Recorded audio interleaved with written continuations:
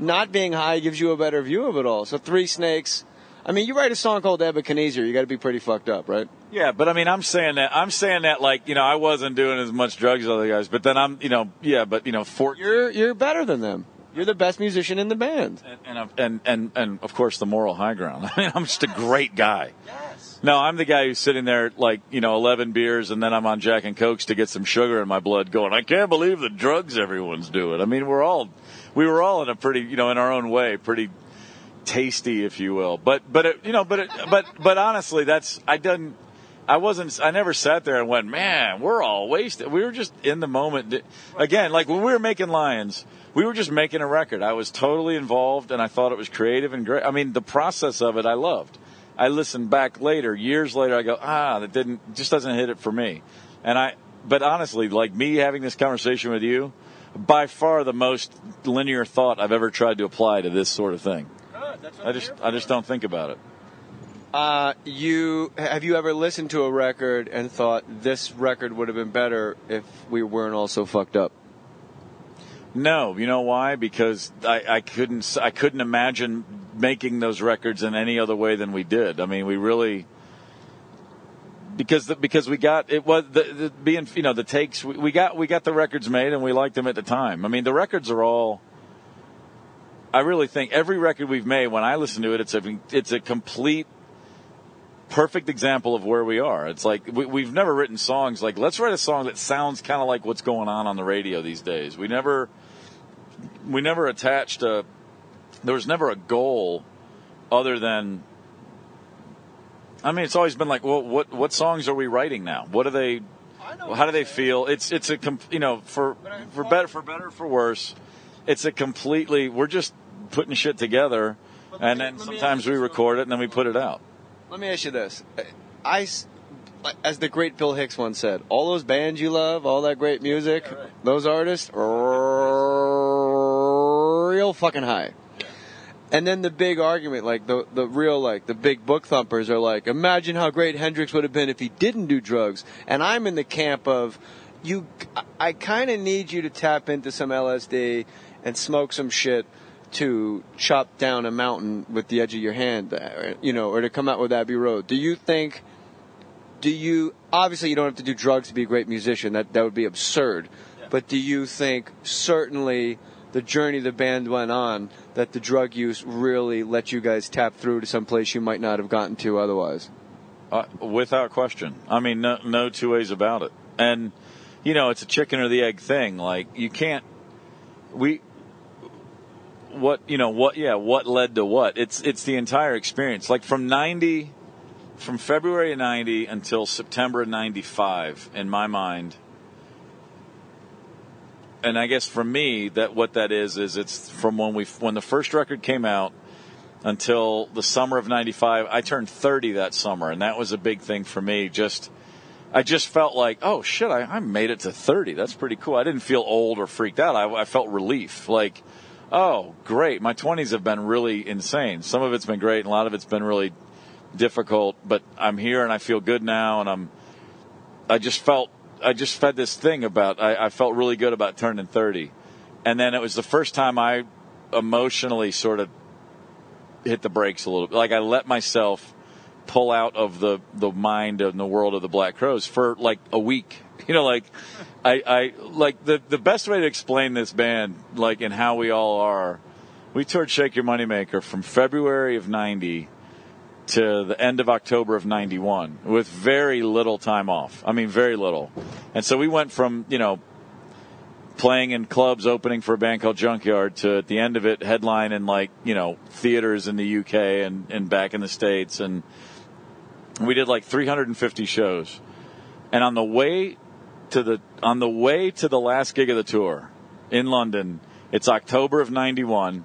I left Atlanta on August 1st, and the Braves are 9 games out. And I get home on like October 23rd, and they're in the fucking World Series. And back then, there's no internet, there's no information. I thought I was on Mars.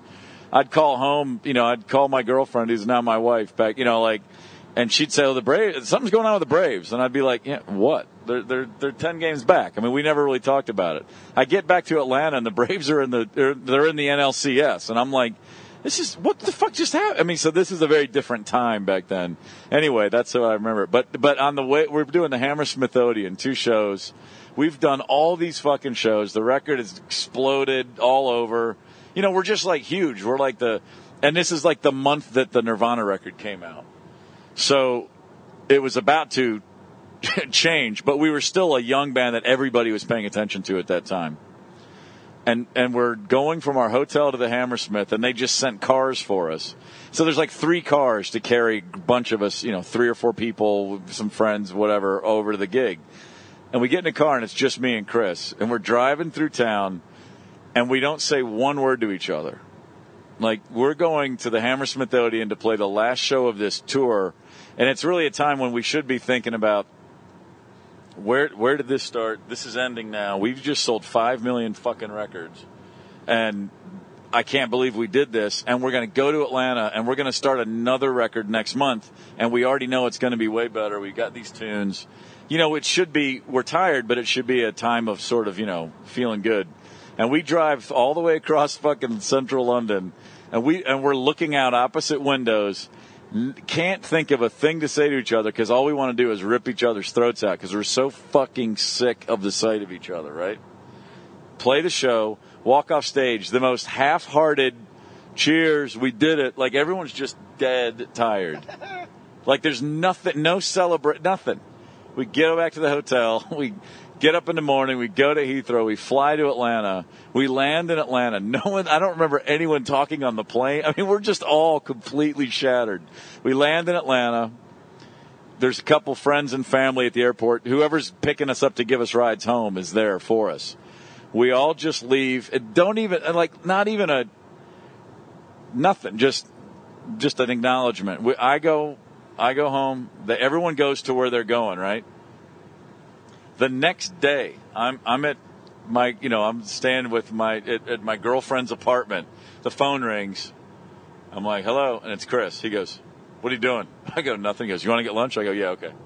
Like, we couldn't even have 24, like, we were sick of each other, but once the tour ended, it was almost like we had no idea how not to be together. We didn't know how to be apart, and so he called Rich, and me, Rich, and Chris went to this place called Turkey King in Atlanta.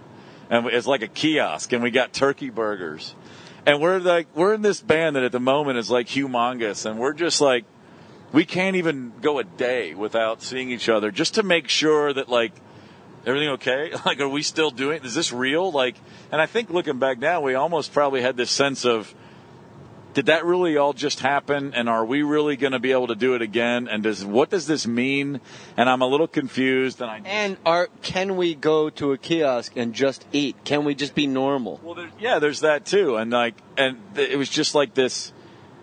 There was just like this big ringing in our ears, but we were just standing there like, what, and we weren't talking about it at all. We were just sitting there kind of quietly eating, and okay, we're back in Atlanta, but it doesn't look the same. And then I would imagine you may have been through this on some level. You bump into your friends, and back then, before cell phones and email addresses, you'd go 8 months without seeing or hearing from somebody, of course. You'd go, and in musician terms, we were gone for 2 years. My friends had all moved not once, but like 3 times. So, like, finding someone when you got back to town wasn't so easy. And you'd bump into somebody, and all you're thinking is, oh, man, that's someone that knew me 2 years ago. I'm so happy. I want to reconnect and just not, that's like a real person. That's someone I know. And then there was a lot of, they're looking at you like, God, you probably see everything really differently. And, you always hear people say, other people treat you differently. You're the same. And that's really how it felt. And I think we were all going through that on some level. Like, you want everyone to treat you differently until they do. And then it's like, man, this fucking sucks. There's about 9 people I want to hang out with, and none of them kind of want to hang out with me because they're just watching what I've been through, and it seems too weird to them. And, and you get through that. But initially there's things that the moments that you think are going to be the best, at least in our case, I remember a lot of times going, that didn't go how I thought it was going to go. Like, I thought this should have been more fun and cool and hip, but we were just we were grinding and just focused on, we were more focused on, are these next songs good enough, and are we playing them well enough? And I mean, you know, our success is definitely attributed to the fact that we were kind of maniacal about becoming as great a band as we could be. Also, when you come in off the road like that, it's SNL was like this for me. I would go back to my apartment and I would hang out with other comics, and you can't complain to anybody because everyone you're talking to would give their not their left nut, they would give both nuts to just wave goodnight at the end of Saturday Night Live for $5,500 a week and get cut out of every sketch. So you can't come off the road and go, I got to tell you, man, Hamburg sucks. Yeah. That's entirely true. And I mean, I tried, and it doesn't really, it doesn't go very far, you know? You said that the band, Rich and Chris are pretty famous for getting in big fights. I'm not airing anyone's dirty laundry. It's kind of what every article is ever about. Personally, Rich to me, whenever I watch the Crows, doesn't really seem like, this is me speaking separately, doesn't really seem like a people person. I've met Chris. I've shared a car with Chris. Super cool. Rich just kind of seems like a douche to me. So I don't. It's odd to me that those two would argue so much because Chris just seems like such a hey man, hey, why don't we all go down to the waterfall? Does anybody remember laughter? Like he seems the easiest guy in the world to get along with. So you know what? I'm not even going to put you into that dynamic because someone will listen to it and play it for everybody, and then the Black Crowes will never tour again, and they'll blame Jay Mohr at Jay Mohr 37. So what I'm going to ask you is tell us about. Go ahead. I'll say one thing, and then tell us about sound check fights. And I've said this a lot. I have 5 brothers, and I get along with all of them. And if any of us were in a band together, one of us would have already been killed. Yeah. I mean, it's not that tough to figure out. I know which one, the one that lights up a room. That's right. Inside. He's always lit the room up, and he'd be the first to go. You said the band fought pretty much only, but most violently and crazily during sound check. Now, I don't do sound checks because I'm a comic, but it's an empty arena, and you're just making sure the sound is okay. You said if you guys didn't have sound check, you never would have fought. How do you fight at a sound check? No, it's because we never sound checked. What we were doing was working on new songs. Sound check to us was rehearsal. Not rehearsal, it was writing or rehearsal. It was, let's learn this cover. Okay, well, you can't do it until you go to sound check. Or, I got a part, I got this. And so we would be putting together new tunes. It was always like we would do a sound check, like our sound man would use us rehearsing or playing songs to get the sound dialed in. But it was always it was a creative time, and this band has always been there's been a lot of tension. Which band is this now? This is the band I just spent 24 years in, which is called the Stone Cold Crows. Okay. And, no, it just always seemed to, and what it is, and it's not even that there'd be argument. You know what? Your life on tour is a fucking hamster wheel.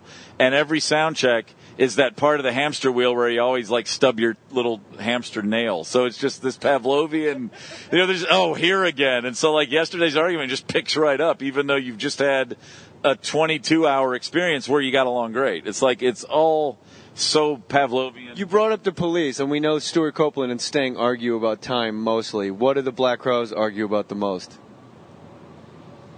Oh, fucking, well, it's like in any, if you're talking about brothers, it goes back to the first words they ever spoke, if brothers are fighting, it's 7th grade lunchroom shit, ultimately. But something has to start 7th grade, like somebody has to walk in and go, nice shirt, asshole. Oh, it could be anything. Dude, there's no, but it's not even just them. This is a band where everybody in this band has been at each other's throats. You know what I mean? It's it doesn't happen. That doesn't happen anymore. We're all going way Oddly back. Freed never argued with anybody. No, that's what I'm saying. That's what I'm saying. No decency. This goes back. This is all '90s when all this shit was going on. It's. But you guys still argue now. No, we don't now. We don't even. Okay. In a band anymore. We're just sort of all guys who are. We haven't ended the Black Crowes, but we're not doing anything. Everyone's very happy doing. It's great right now because everyone's doing their other projects and everyone's really happy with it. I'm going to see Chris tomorrow night. I saw Rich last year when he came through Nashville. It's awesome because we're not. It's hey, what's up? We have so much history. I see Oddly Freed, who he was in the Crowes. He did 2 tours with us over 4 years. or 3. He did By Your Side tour, Lions tour, and then the Jimmy Page stuff. So he did a lot. He's a great friend of mine. I see him in Nashville all the time. I see, we all, Luther and I saw Luther 2 weeks ago. We had a great time. I mean, but there's no... Wait, so what? So Luther hasn't been on tour with you guys? Luther did he did from 7, 8, he did all the last tours, but we haven't done anything since 2000, since the end of 10, so he hasn't been. Luther Dickinson. People, wonderful man and a spectacular musician.